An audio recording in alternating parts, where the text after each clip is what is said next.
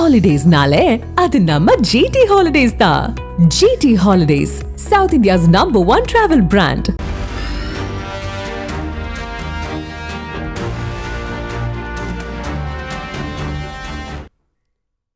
Top 5 சிறப்பு தொகுப்பிற்கு மீண்டும் உங்களை வரவேற்கிறோம். எமது சிறப்பு செய்தியாளர் சலீம் இஸ்ரேலில் இருக்கிறார். இஸ்ரேலிய ராணுவ டாங்கிகள் தற்போது பதில் தாக்குதல் நடத்தி கொண்டிருக்கும் எல்லை பகுதியில் இருந்து களச்சூழலை சிறப்பு செய்தியாளர் சலீம் விவரிக்கிறார். அங்கு இஸ்ரேல் காசா எல்லை வேலி குறித்து முன்னாள் ராணுவ அதிகாரி மேஜர் மதனிடம் கலந்துரையாடவும் செய்கிறார். பார்க்கலாம்.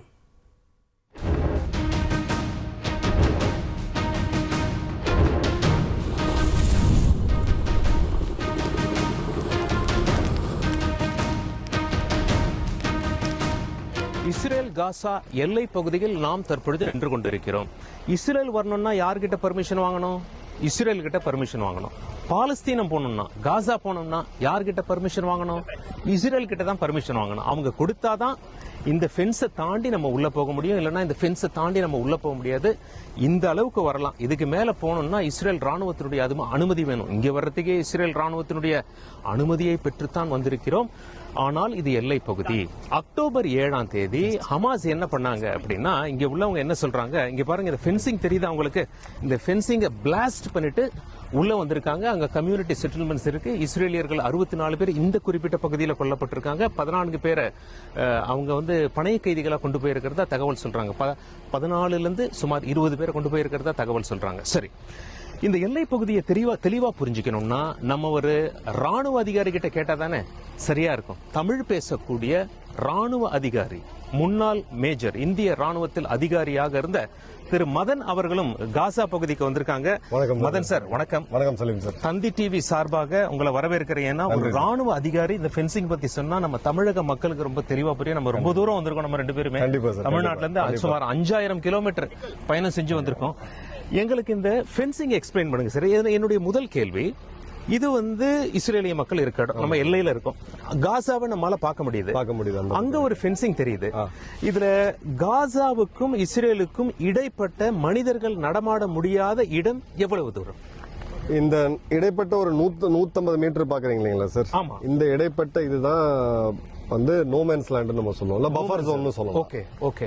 சோ இந்த இடத்துல அவங்களும் உள்ள வர மாட்டாங்க. ஓகே. அவங்கள பொறுத்த வரைக்கும் அது இல்ல. ஓகே. இவங்கள பொறுத்த வரைக்கும் இது இல்ல. ஓகே. சோ நடுவுல இருக்கிறது அப்படின்றது நோமேன்ஸ் லேண்ட். No man's land. அங்க ராணுவம் மட்டும் இருப்பாங்களா? இஸ்ரேல் ராணுவம் இருப்பாங்க? இஸ்ரேல் ராணுவமே அங்க போக மாட்டாங்க. இப்போ அங்க இருக்காங்க. இப்ப இருக்காங்க. அக்டோபர் 7 இந்த தாக்குதலுக்கு முன்னாடி இஸ்ரேல் ராணுவம்க்கு எல்லை இதுதான். ஓஹோ. நல்ல காலங்கள்ல அங்க போக மாட்டாங்க. நல்ல காலங்கள்ல போக மாட்டாங்க. இந்த 2 வேலையுமே போட்டது இஸ்ரேலிய அரசு. ஓகே. இஸ்ரேலிய ராணுவம் மூலமா தான் அவங்க பண்ணிருக்காங்க. இந்த இடைப்பட்ட இடம் வந்து நோமேன்ஸ் லேண்ட், பஃபர் ஜோன். நம்ம எல்லா இடத்துலயுமே வந்து நம்ம கண்டிப்பா பார்ப்போம். ஓகே. சோ இப்போ நீங்க பாக்குறது வந்து கான்ஸ்டன்டினா காயில். இது மேல இருக்குது. இது பேர் கான்ஸ்டன்டினா காயில். இது வந்து மேல இருந்து எகிரி கீழே வராம இருக்கிறதுக்கு, இங்க இருக்காம அங்க போகாம இருக்கிறதுக்கு இது பண்ணுவாங்க. இங்க இருக்கக்கூடிய பல அமைப்புகளுமே காசாக்குள்ள போகணும், நீங்க போராட்டங்கள் நடத்துறதெல்லாம் பாத்திருப்பீங்க. இங்க இருந்து அங்க போனோம் அப்படின்னு போனாங்க, அதை இது பண்றதுக்கு. ஓகே. அதன் பிறகு ஒரு சாலிடான இரும்பு வேலி. ஓகே. இதுல உங்களுக்கு இல்ல வராது. இப்ப ஆஃப் பண்ணி வச்சிருக்காங்க. இதுல வந்து பாத்தீங்க அப்படின்னா இது ஒரு சென்சர். ஓகே. இதுக்கு கீழேயுமே அண்டர் கிரவுண்ட் சென்சர்ஸ் போட்டிருப்பாங்க. ஓகே. இது இங்க ரீடர்னர் கொடுத்திருக்காங்க பாருங்க. ஓகே. ஃபிக்ஸ் ஆயிருக்கு. ஓகே. ரீடர்னர்ஸ் கொடுத்திருப்பாங்க. ஓகே. இது எல்லாமே பவர் மாடியூல்ஸ் இருக்கும் உங்களுக்கு. ஓகே. இது ஒரு ஹைடெக்கான ஃபென்ஸ்.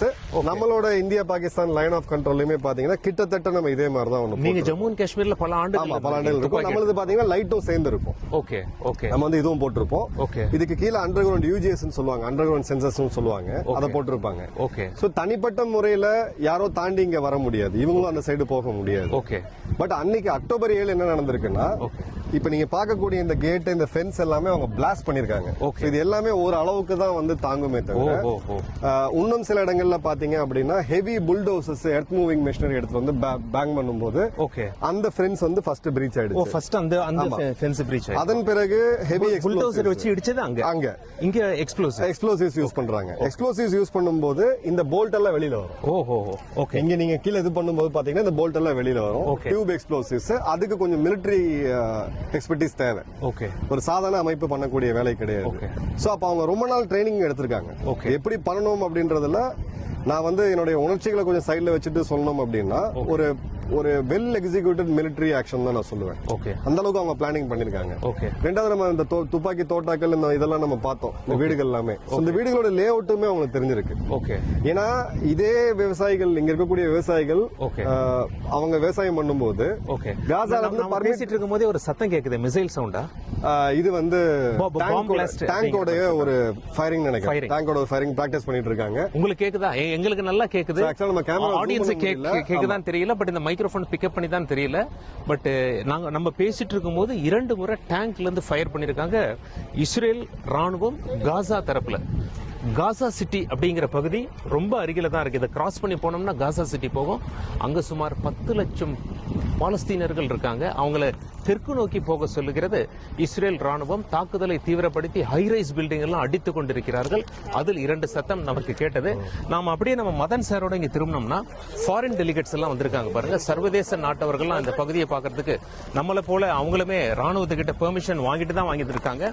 இது உள்ள வந்த பிறகுதான் ஹமாஸ் குழுவினர் அது உள்ள போய் அங்க வாழக்கூடிய மக்களை டார்கெட் செய்திருக்கிறார்கள். மதன் சார், இப்ப நீங்க எக்ஸ்பிளைன் பண்ணிட்டு இருந்தீங்க நமக்கு அந்த அதாவது ராணுவ டேங்குல இருந்து அந்த குண்டு தெரிக்கும் சத்தம் கேட்டதால் நாம அதை நோக்கி பேசிக்கிட்டு இருந்தோம். நீங்க நம்ம தமிழக மக்களுக்கு ரொம்ப தெளிவா எக்ஸ்பிளைன் பண்ணீங்க. அதே மாதிரி சொல்லுங்க மதன் சார். இப்போ இந்த ஃபென்ஸ் அப்படின்றது தாண்டி வரவே முடியாதுன்னு கிடையாது. ஓகே. உங்களால வந்து இது ஒரு டிட்டரன்ட்னு சொல்லுவோம், லெவல் ஆஃப் டிட்டரன்ஸ் நம்ம சொல்லுவோம். ஓகே. இது என்ன கேட்டீங்கன்னா ஒரு ஸ்ட்ராங்கான ஃபென்ஸ் தான் அது. ஓகே. இப்ப நம்மளது எடுத்தீங்கன்னா 4 அடுக்கு, இது மாதிரி 4 அடுக்கு இருக்கும். இது ஒண்ணு 2 அடி தள்ளி இங்க இந்த ஹைட்டுக்கு ஒரு ஃபென்ஸ், அப்புறம் 3, 4ன்னு சொல்லி 4 அடுக்கு இருக்கும். ஓகே. எவ்ரி 5 கிலோமீட்டர் பாத்தீங்கன்னா ஒரு ஜெனரேட்டர் இருக்கும். 24 மணி நேரமும் இரவு பாத்தீங்கன்னா ஒளி வெளிச்சம் அப்படின்றது இருக்கும். ஓகே. சென்சர்ஸ் வச்சிருப்பாங்க. ஒரு 220 வோல்ட் ஷாக் அடிக்கக்கூடிய இது எல்லாமே இருக்கும். ஓகே. அந்த அளவுக்கு இவங்க பண்ணல. சோ அவங்க என்ன இப்ப நடந்திருக்குன்னா அந்த அளவுக்கு ஒரு அச்சுறுத்தல் இருக்காதுன்னு அவங்க நம்பி இருக்காங்க. இவங்களோட அசஸ்மெண்ட் பொறுத்த வரைக்கும் இது போதும் அப்படின்ற அளவுக்கான, இந்த அளவுக்கான இது போதும் அப்படின்றதுக்கான ஒரு இது இருக்குது. நேற்று நம்ம அந்த அதிகாரிகள்கிட்ட பேசும்போது அவங்க சொல்லியிருந்தாங்க, இன்டெலிஜென்ஸ் எங்களுக்கு இருந்துச்சு, உளவு தகவல் எனக்கு இருந்துச்சு, ஆனா இவங்க தாக்குவாங்கன்னு நாங்க நினைக்கல அப்படின்னு. இந்த அளவுக்கு வீரியமா இருக்கவங்க இது வந்து இஸ்ரேல் ராணுவம் எதிர்பார்க்கல. இஸ்ரேல் ராணுவத்துக்கு ஒரு மிக முக்கியமான அமைப்பு இவங்களுடைய மொசாட் மற்றும் ஷின்பெட். அவங்களுமே வந்து இதை வந்து வந்த தகவல்களை ஒன்னா சேர்த்து அந்த பெரிய பிக்சரா பார்க்காம விட்டுட்டாங்கன்றதான்.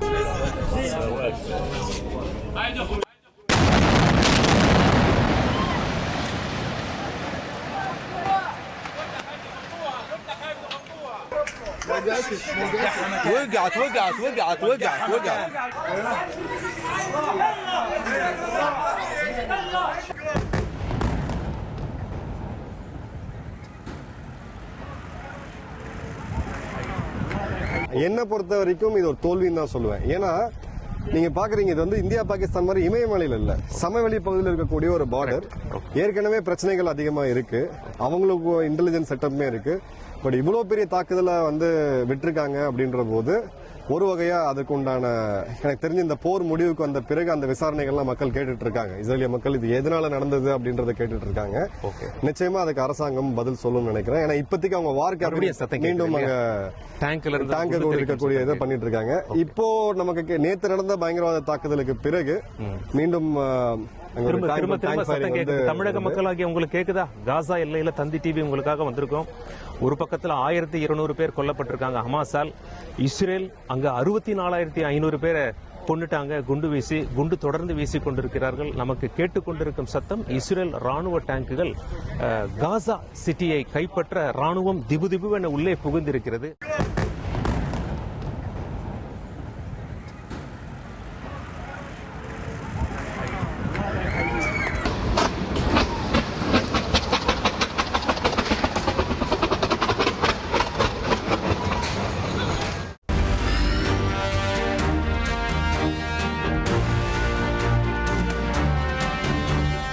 ஹாலிடேஸ்னாலே அது நம்ம GT ஹாலிடேஸ் தான்.